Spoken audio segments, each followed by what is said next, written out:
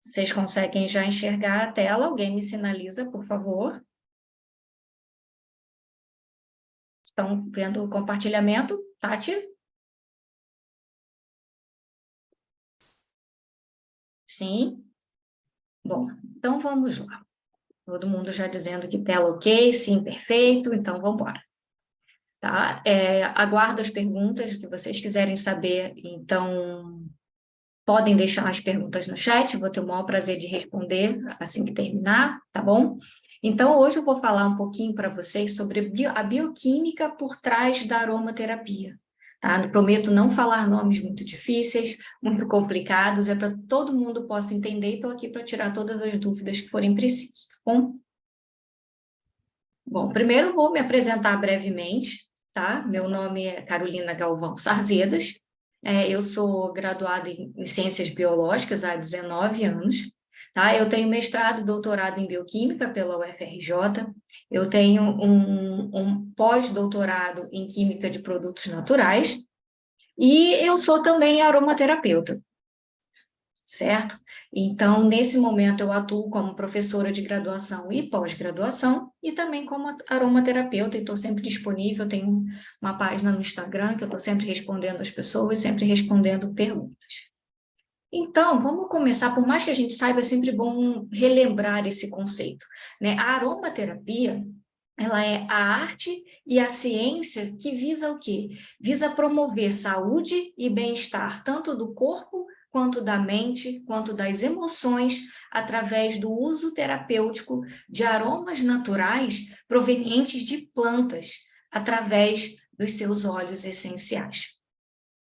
Então, o que significa? A gente, embora a gente não se aprofunde muito, não tenha tantas informações sobre isso, mesmo sem saber o que acontecia cientificamente com esses aromas, os povos antigos, eles faziam o uso de plantas aromáticas e o uso desses aromas como forma de tratar a mente, o espírito, o corpo também, para dar suporte para diversas patologias na época. Então, os egípcios usavam plantas aromáticas, inclusive como perfume, nos seus banhos. E então, desde a pré-história, muitos estudos arqueológicos já mostraram que nos neandertais, eles já usavam as plantas aromáticas, tanto na alimentação, quanto em infusões, quanto em decantações, né? Então, já foram encontrados registros do uso de plantas, de restos de plantas, como a gente pode ver, inclusive, aqui nessa imagem, de restos de plantas medicinais dentro de algumas cavernas. Então, essa aromaterapia rudimentar, ela já era desenvolvida, ela já era utilizada através da extração dos ácidos graxos, dos óleos graxos das plantas, certo? Então, mas exatamente, vai me perguntar assim, o que são esses óleos essenciais? A gente sabe sabe usar, sabe que tem aroma, mas o que eles são exatamente? Então, os óleos essenciais, eles são compostos químicos que são o quê? Lipofílicos. O que significa lipofílicos? Eles têm atração por outros óleos, por outras gorduras, e eles são voláteis. O que significa? Que eles evaporam com facilidade. Então, eles são misturas de compostos químicos que dão à planta aquele aroma que a gente sente. Quando a gente sente o cheiro de hortelã, o cheiro do manjericão, o cheiro de uma lavanda, de um alecrim, a gente está nada mais, nada menos, a gente está sentindo ali o cheiro dos óleos essenciais. E por que a planta produz esses óleos essenciais? Por que a planta produz compostos químicos? A planta produz para poder se proteger contra predadores, para poder se proteger contra mudanças climáticas, para poder atrair polinizadores para levar suas sementes para outros lugares. Então, através desses óleos essenciais que a planta produz, ela consegue sobreviver às mudanças bruscas de temperatura, ela consegue se recuperar, principalmente na casca, ela consegue se recuperar de algum fungo, de alguma bactéria, de algum tipo de parasita. Por isso, a gente encontra óleos essenciais em diversas partes da planta. Cada planta tem como característica produzir seus óleos essenciais numa parte diferente. Então, eles podem ser encontrados nas sementes, nos frutos, no caule, nas folhas, nas flores. Então, cada planta vai produzir esse óleo essencial na parte que for mais proveitosa para ela naquele momento. Então, como a gente usa esses óleos essenciais e por quê? Por quê? Porque eles são voláteis, eles evaporam com facilidade, então a gente tem facilidade em absorver esses óleos essenciais. Eles são lipossolúveis, isso quer dizer o quê? Eles têm capacidade de interagir com outras gorduras e eles são muito pequenos, possuem baixo peso molecular. Então, por todas essas características, eles têm muita facilidade de quê? De penetrar na pele, de entrar pelo nosso sistema respiratório, de entrar no nosso sistema digestivo, de atingir nosso sistema nervoso central. Então, e essa função dos óleos essenciais, a função desses compostos, está relacionado com a sua composição química.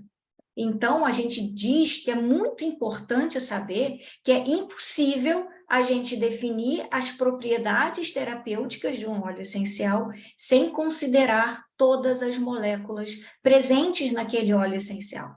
Porque a gente está falando de química, a gente está falando de combinação de compostos químicos. Então, dizer que ele tem uma função terapêutica X ou Y está totalmente relacionada com a sua composição química. Então, como falei, essa composição química, né, eles têm características em comum, e eles são basicamente terpenoides e fenilpropanoides. Não vamos entrar nesses detalhes, ninguém precisa ser expert em química aqui. É só para dizer que esses terpenos, terpenoides, eles são os principais constituintes desses óleos essenciais, em todos os tipos de plantas e também nas flores. E devido ao seu aroma,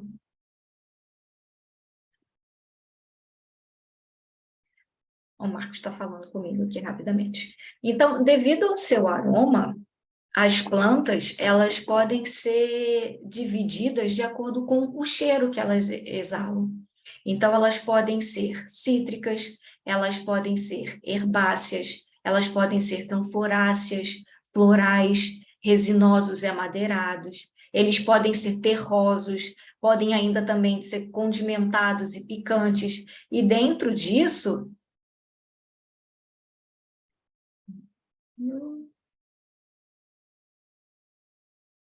deixa eu só abrir a página do YouTube.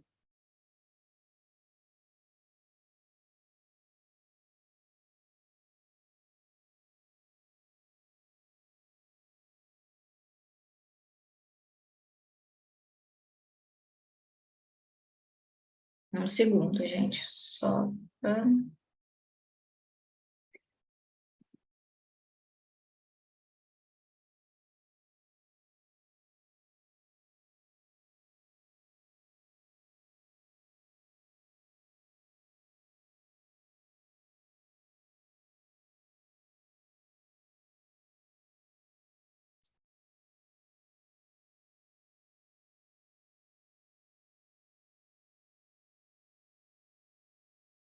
Oi, Oi, Marcos. Carol. Oi, Tati. Sou eu.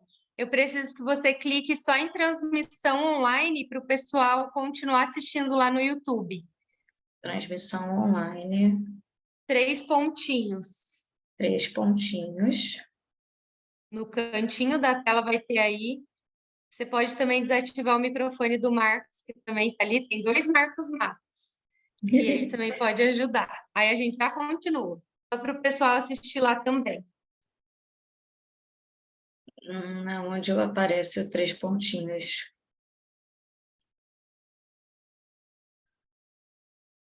No cantinho da tela, do lado direito. Aqui está salvar ou denunciar. Não. Desativa o Marcos Matos 2 ali, que ele já te fala.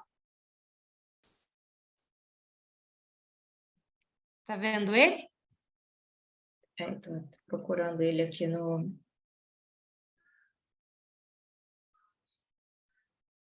Ele está acenando. Só um pouquinho, pessoal, a gente já continua. Aqui, já foi. Foi, Marcos. Olá, boa noite, boa noite. Eu vou fazer o seguinte aqui, doutora Carol, só vou recuperar o anfitrião e eu mesmo faço o lançamento, e aí Beleza, já pego o anfitrião de volta lá.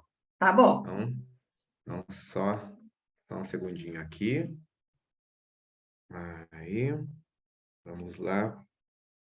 A gente já está fazendo o lançamento agora pro Sim, agora tá YouTube. indo. Sim. Isso. Aí eu já devolvo o anfitrião e o pessoal que está no YouTube já consegue participar daí. Deixa eu voltar aqui. Agora foi. Aqui, tornar anfitrião. O anfitrião está contigo novamente. Bora lá. Já consegue. Então, vamos compartilhar novamente aqui.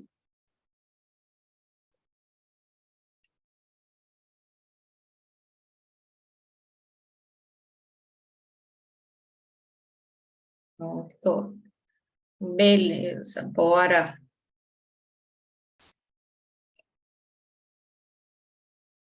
Agora eu estou me ouvindo várias vezes. Vamos lá. Deixa eu, acho que eu estou... Bom, então, coisas ao vivo assim, são assim, né? A gente vai e volta. E... Peraí, deixa eu, acho que eu estou aberta no YouTube, inclusive.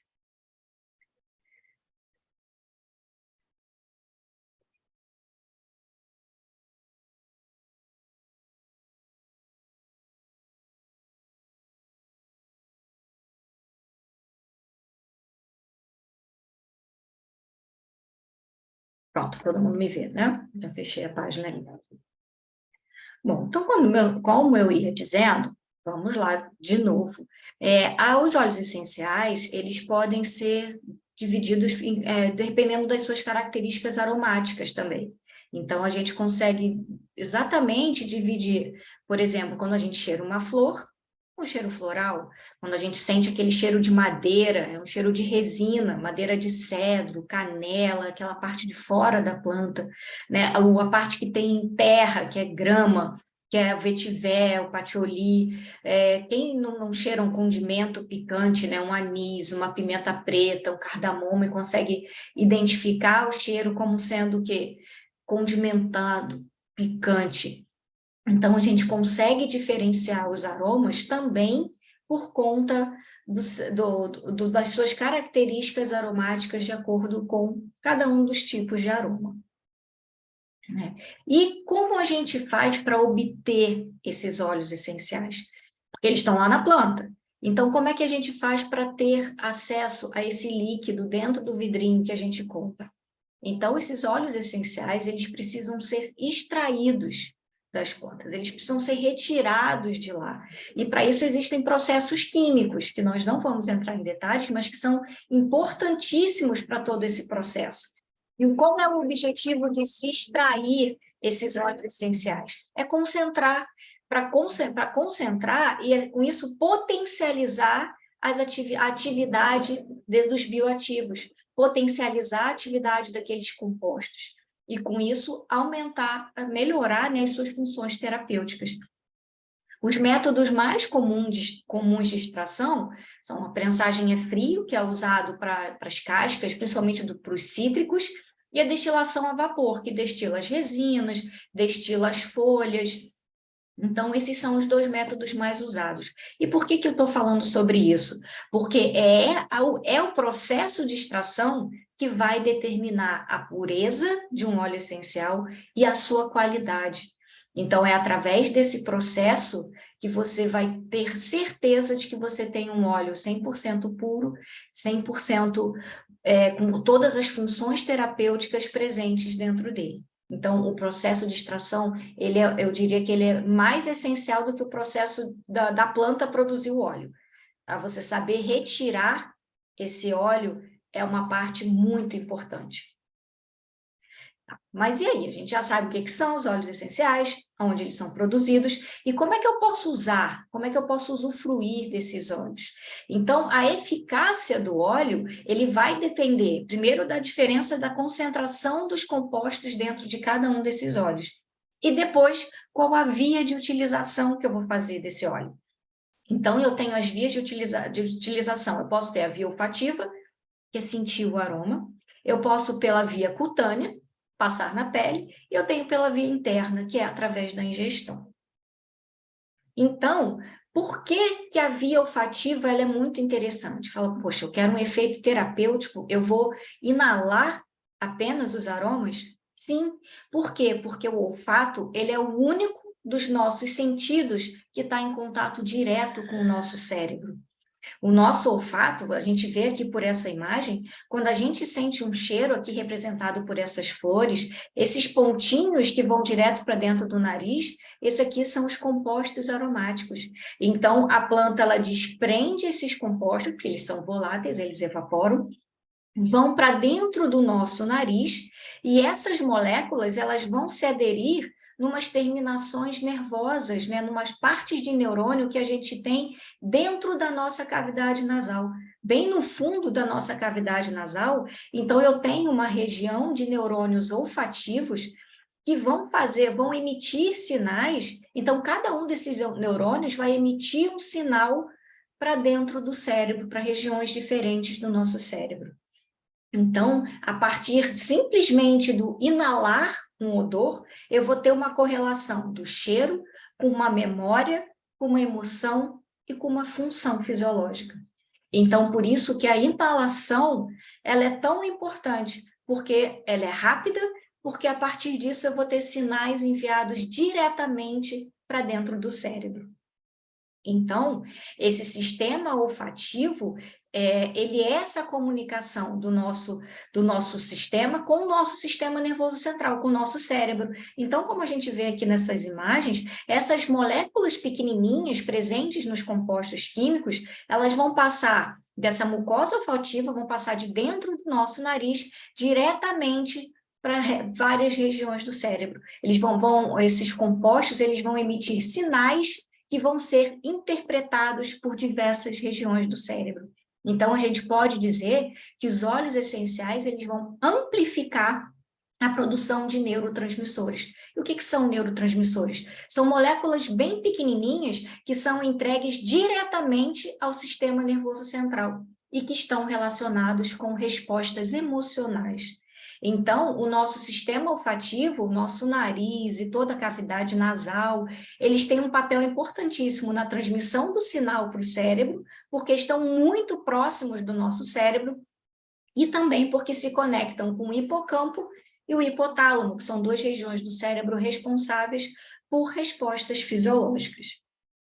Então, a gente diz aqui nessa imagem, a gente tem a representação de dois neurônios, e esses pontinhos brilhantes são esses neurotransmissores, são esses sinais elétricos sendo passados entre um e outro. E para que serve isso? Isso são mensageiros químicos, são esses sinais que enviam as mensagens para o nosso corpo. Então, esses neurotransmissores, eles têm um papel fundamental no funcionamento do nosso sistema nervoso. Então, essas moléculas, esses compostos, esses neurotransmissores, eles garantem que as informações são levadas de célula a célula até que a gente tenha uma resposta fisiológica. Então, por exemplo, vamos dar nome para esses neurotransmissores para ficar mais claro da gente poder falar sobre isso. Então, por exemplo, um neurotransmissor é o GABA. E o GABA, ele faz o quê? Ele diminui a atividade do sistema nervoso central. Com isso, quando a gente estimula o GABA, a gente tem uma diminuição da atividade, que acaba combatendo o estresse, diminuindo a ansiedade, diminuindo o medo e dando uma função relaxante para o nosso organismo. E como exemplo, eu tenho a bergamota, eu tenho a lavanda, eu tenho o óleo de capim-limão. Então, são 3 óleos essenciais que cientificamente já foram comprovados como estimulantes do GABA. A dopamina, quem nunca ouviu falar de dopamina, né? Que o quê? Que estimula o estado de euforia, faz a regulação de várias partes do cérebro para mandar respostas de prazer, né? De endorfina. Então, a gente tem os óleos cítricos estimulam a dopamina, a camomila romana, a sálvia esclareia, o alecrim. Então, são óleos que já foram comprovados que estimulam a dopamina. Então, se você precisa de mais euforia, liberação de endorfina e regulação de várias partes do cérebro, você pode usar esses óleos, entre outros, né? Mas esses são alguns exemplos.